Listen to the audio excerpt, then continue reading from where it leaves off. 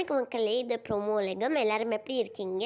நேற்று சிவங்கியோட பெனாக் கான்சர்ட் வந்து செம்மையாக முடிஞ்சிருச்சா. சிவங்கி வந்து அந்த கான்சர்ட்டில் என்ன சொல்லியிருந்தாங்கன்னா, நான் வந்து என்ன நினச்சேன்னா, பெனாக் வந்து ரொம்ப சைலண்ட்டாக இருக்கும்னு நினச்சேன். ஏன்னா காலையில் வந்து அந்த ஊரே செம்ம அமைதியாக இருந்தது. ஆனால் நைட்டு வந்து அப்படியே ஜொலிக்குது அப்படிலாம் சொல்லியிருந்தாங்க சிவங்கி அந்த கான்சர்ட்டில். சிவங்கி வந்து செம்மையாக பாட்டு பாடியிருந்தாங்க மக்களே. அங்கே வந்து சதீஷ், பிரியங்கா இது மாதிரி நிறைய பேர் வந்திருந்தாங்க.